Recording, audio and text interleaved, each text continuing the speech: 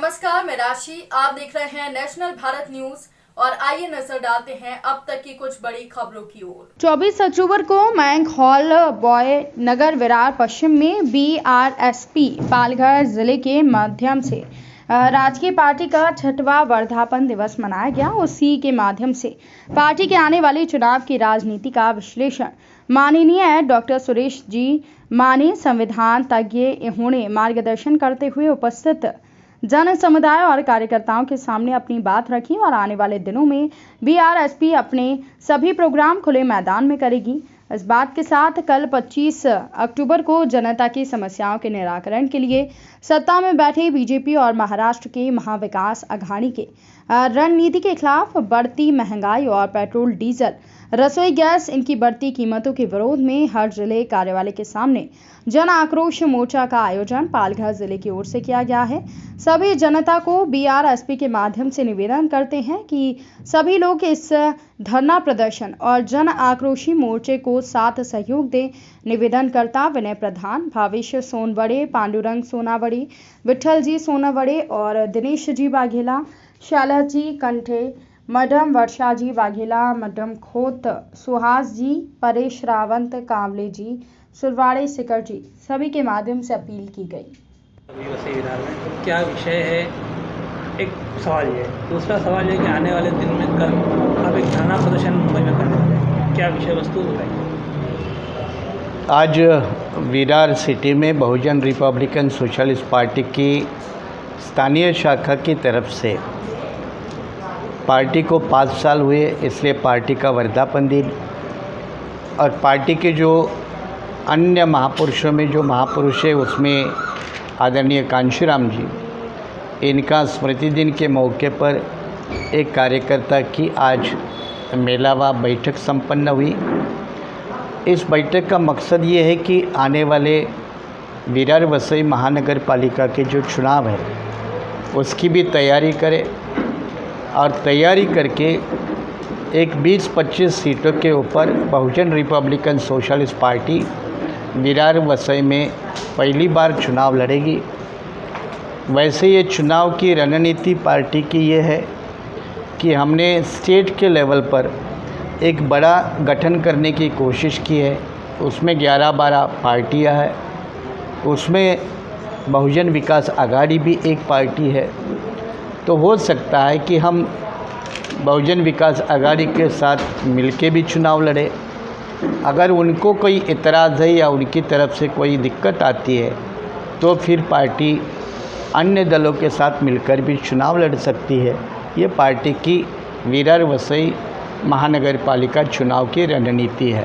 Sir, आपने भी जैसा कहा कि आपकी रणनीति है, आप चुनाव लड़ने जाएंगे और बहुजन विकास अघाड़ी, तो सवाल सबसे बड़ा है कि बहुजन विकास अघाड़ी 30 साल से यहाँ सत्ता में है, वो किस आधार पर आपको 25 से 30 सीटों पर प्रतिनिधित्व देगी? नहीं, 25-30 सीटें जो मैंने कही वो अगर अपने ताकत पर इंडिपेंडेंट चुनाव लड़ने की बात आती है तो उतनी सीटें में लड़ेंगे, और अगर अलायंस में लड़ना होता है तो अलायंस में आपको समझौते करने पड़ते हैं। तो फिर जितनी तैयारी हमें होगी और अलायंस में जितनी सीटें आएगी उन सीटों के ऊपर पार्टी चुनाव लड़ेगी। जब अलायंस की राजनीति करते हो तो समझौते के लिए तैयार होना पड़ता है, इसलिए जितनी सीटें पार्टी के खाते में आएगी उतने सीटों पर पार्टी चुनाव लड़ सकती है। रही दूसरी बात कि कल पूरे महाराष्ट्र में पार्टी की तरफ से जो केंद्र सरकार ने पेट्रोल, डीजल, सीएनजी, एलपीजी, खाद्य तेल, कुकिंग गैस, इनके जो दाम भयानक रूप से बढ़ाए हैं, जिसके लिए मोदी सरकार सीधे त्यांना कल्पना असेल की महाराष्ट्रामध्ये काही चुकीच्या माध्यमातून आरक्षणाचं इंटरप्रिटेशन चुकीच्या पद्धतीने झालं आणि ते चुकीच्या पद्धतीने झाल्यानंतर त्याचा परिणाम किती खोलवर झाला महाराष्ट्रामध्ये, विशेषतः भारतामध्ये झालाच, आणि तो महाराष्ट्रामध्ये किती खोलवर त्या कर्मचाऱ्यांच्या प्रमोशन्सवर परिणाम झाला आणि किती तळमळीने त्यांनी त्या बैठकीमध्ये भाग घेतला, किती तळमळीने ते त्या विषयावरती बोलतात आणि केवळ बोलून थांबत नाही तर त्याच्या पलीकडे जाऊन त्या प्रत्यक्ष विषयाला भेटतात ते। मग ते मुंबईमध्ये असो, सभेत असो त्याचं ड्राफ्टिंग असो किंवा सुप्रीम कोर्टामध्ये प्रत्यक्ष जाऊन त्या प्रश्नावर लढणं असो, हे मी आजही बघतो. आजही आम्ही मगाशी आम्ही त्या विषयावर चर्चा करत होतो. काही दिवसांपूर्वी महाराष्ट्रामधल्या ज्या वेगवेगळ्या कृती समिती आहेत आरक्षणाच्या बाबतीत लढतात, त्या विषयावर त्यांचं पोट तिडकीनं सगळे लोक ऐकतात आजही महाराष्ट्रात. म्हणजे ही ॲज अ कमांड, त्यांचं कमांड आहे आजही कॉन्स्टिट्यूशनवर. ज्या कॉन्स्टिट्यूशनबद्दल आपण बोलतो, आपण तर नुसतं बोलतो हवेमध्ये, तर ते तसं नुसतं बोलून थांबत नाही.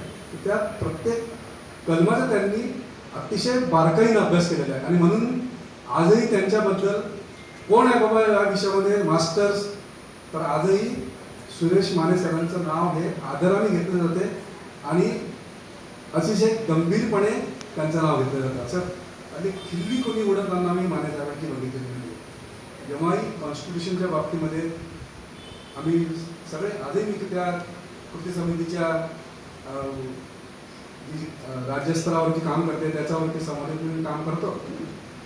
तर कधीच असं झालं नाही त्यांच्या समोरच्या त्यांच्या अनुपस्थितीत की माने साहेबांची कोणीतरी मागे काहीतरी खिल्ली उडवलेली नाही, अजिबात झालं नाही. त्यांचं नाव निघालं की अतिशय गंभीरपणे त्यांचं नाव घेतलं जातं आणि त्यांचा सल्ला अतिशय आदरपूर्वक मागासवर्गीय कर्मचारी संघटना सिरियसली घेतात. एवढं त्यांचं नाव नक्की महाराष्ट्रामध्ये आहे आणि त्या माध्यमातून त्यांनी समाजाची सेवा केलेली आहे, भरपूर केलेली आहे. आता समाजाने त्यांच्या नेतृत्वाखाली ही जर हा जो BRSP पक्ष स्थापन झालेला आहे त्याची परतफेड कशी करायची आहे हे तुम्ही आम्ही ठरवायचं आहे. मला बाकीच्या पॉलिटिक्सवर बोलण्याचा अधिकार नाही म्हणून मी बोलत नाही. माझे मित्र म्हणून जे काही मला अनुभव आलेले आहेत आणि वेगवेगळ्या संघटनाच्या माध्यमातून मला जे अनुभव आलेले आहेत ते मी तुमच्यासमोर मांडण्याचा एक प्रामाणिक प्रयत्न केला. हमारे आदरणीय एडवोकेट डॉक्टर सुरेश माने सर, हमारे बीच में उपस्थित डॉक्टर दिनेश कांबले जी, एडवोकेट सुशांत जगताप जी, हमारे जिला के अध्यक्ष जी और उपस्थित साथियों, बहुजन रिपब्लिकन सोशलिस्ट पार्टी पिछले 5 साल से महाराष्ट्र में कार्यरत है. बहुजन रिपब्लिकन सोशलिस्ट पार्टी की स्थापना बहुजन समाज के आंदोलन को महाराष्ट्र में एक नई दिशा देने के लिए, नई धार पैदा करने के लिए की गई. क्यों? क्योंकि देश में जो बहुजन समाज का आंदोलन चल रहा था उसकी दिशा भटकते जा रही थी और आप लोग वाकिफ हैं कि जो नारा जय भीम का माननीय कांशीराम जी ने देश के कोने कोने में गुंजायमान किया था, उत्तर प्रदेश की धरती से, पंजाब की धरती से, मध्य प्रदेश की धरती से, महाराष्ट्र से केरल कन्याकुमारी तक. लेकिन आज उसी उत्तर प्रदेश में फिजा बदल चुकी है. जय भीम का नारा जय परशुराम के नारे में तब्दील होता नजर आ रहा.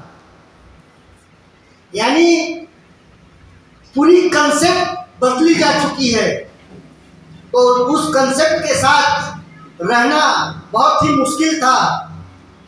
यानी जिस आम्बेडकरी मिशन के लिए माननीय कांशीराम जी ने BSP की स्थापना की थी, वो आम्बेडकरी मिशन आज की तारीख में वहां पे उस जगह पे दम तोड़ता नजर आ रहा था और उसका इम्पैक्ट पूरे देश में न हो और विशेष करके इस महाराष्ट्र में न हो.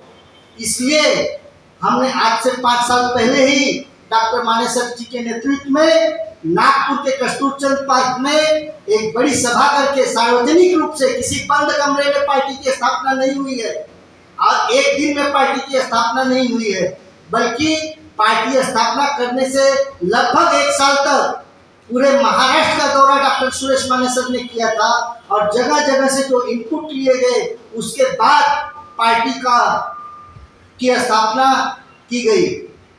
इसकी आवश्यकता ही इसीलिए पड़ी क्योंकि महाराष्ट्र में भी जो आम्बेडकरी मूवमेंट के नाम पे ताकते हैं वो किसी न किसी के हाथ में है, बहुजन समाज के लोगों के. इस खबर में फिलहाल के लिए इतना ही. देश दुनिया से जुड़ी खबरों के लिए बने रहिए नेशनल भारत न्यूज के साथ. नमस्कार.